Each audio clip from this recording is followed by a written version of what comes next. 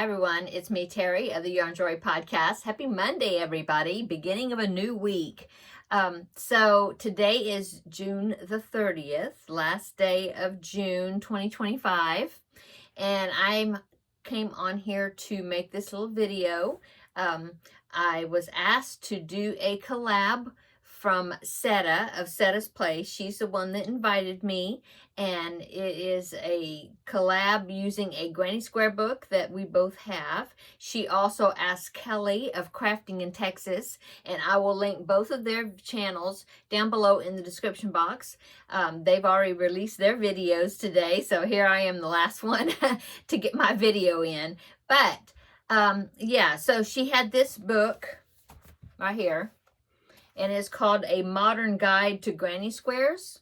And I thought it was such a colorful book. Setta had shown it on her channel, and Kelly had actually won a giveaway from Setta's channel where she won the book.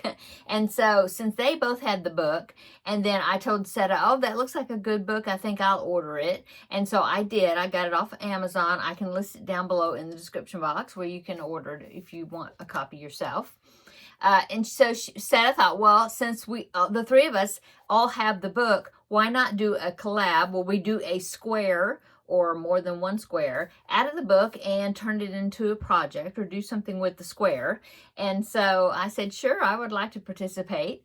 And so, like I said, Kelly and Setta, they've already got their videos out, and I will link them down below in the description box so you can check out to see what squares they used and what they did with them, okay? So the square that I decided to do out of this book, now I only made one square out of the book.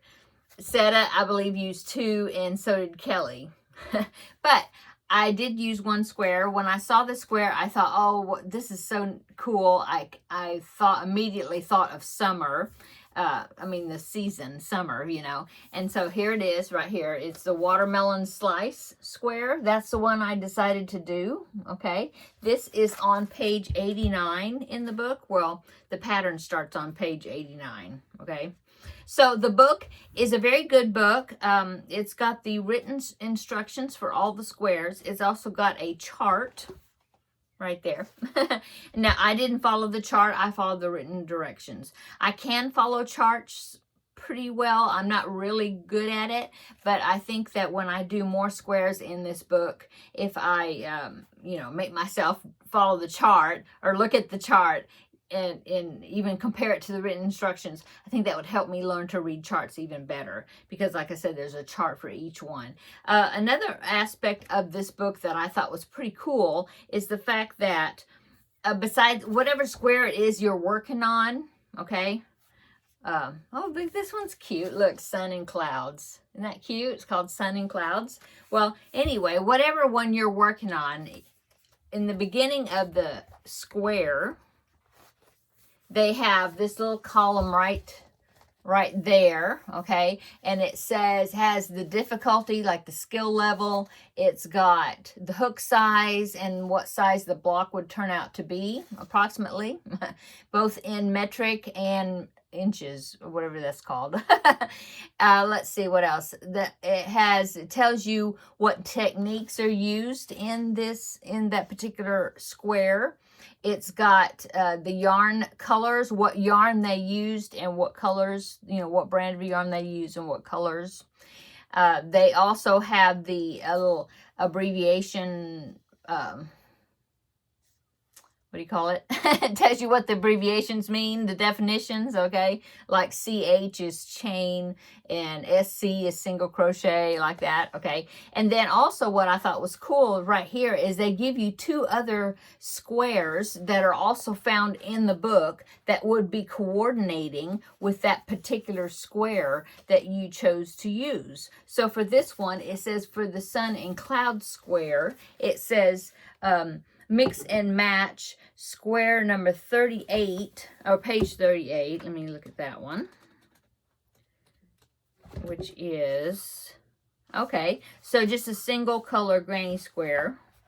So mix and match with this one, and also page 94,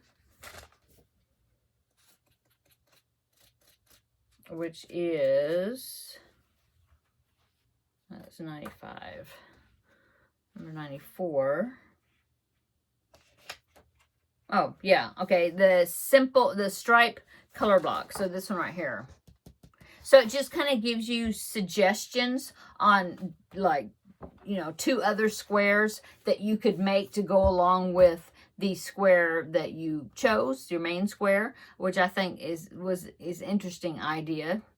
And so anyway, I'm impressed with the book. I like it. I really like the pictures. And there are some projects. There's some projects in the back of the book using some of the squares. Look at this citrus slice pillow. Isn't that cool? That one is really cool. I almost thought about making that one. I might eventually sometime, you know. Look at this wall hanging. I believe Setta showed that in her video as well, but that is really cool. I almost made that one too. So yeah, yeah, they're nice squares, very nice squares. So I think the book is good. Okay, so my watermelon square, I did it all in cotton. So here is my watermelon square. So I just picked out cotton. I took out my little box I have that's got cotton yarns in it. I don't have a big selection, but I happen to have pretty much the colors that I needed. And so I just made it with cotton. Now, the only thing I didn't do is I just stitched on the seeds in my watermelon. The instruction actually have you carrying the black yarn across till you get to the spot where you need it, and then you do like a puff stitch for the seeds. But I decided, I don't know, I was lazy, I guess. I didn't want to do it. I thought, no, I just stitched some seeds in. And of course, my stitching on the back is not great. But, you know, I tried to hide my ends like underneath the stitches. But, I mean, you know, it's meant to be a one-sided type project anyway. So, since I made it out of cotton, I thought I could use this at my desk during the summertime as a coaster or a mug rug. So, that's what my plan is for it. Okay. So that's the square that I made. It's a nice size. Let's see. My square turned out to be, now they use a smaller yarn than I use. I think they use that Shepyez cotton, and probably, I don't even know, I think it's a smaller, because the hook size they wanted me to use was quite a bit smaller than what I was using. Yeah, like a 3mm hook. And I actually used a 4mm hook because, like I said, my yarn was bigger. More like I think it was a 3-weight yarn cotton. But that just happened to be the colors that I needed. And that was the size. Anyway, mine turned out to be an 8-inch square. Okay. So, of course, you could vary the size by varying the size of yarn you use and also the size of hook. Yeah. Anyway, that is my square. And so that is what I've done for this collab. I only made the one square. So, anyway, thank you so much, Setta, for letting me inviting me to participate in this collab. And, yeah, and also showing the book on your video that made me want to go and buy it, because it is a good book. It's got some really pretty colorful squares in it that I definitely want to make in the future. See, I'll show you a couple of the squares. Look at those. The colors that they use are so pretty and just vibrant, I think. Very pretty. Oh yeah, there's that citrus one. Cool. Okay, so like I said, thank you, Setta, for inviting me to do this collab. And make sure you check out the other videos in this collab, Setta's and Kelly's. Okay, I'll link them down below in the description box. And I guess that is it. So what's going on today with me? I am about to do another video. My premiere yarn came in the mail, so I'm going to go ahead and do a yarn haul so that way I can put my yarn up. Okay, and just working on my projects.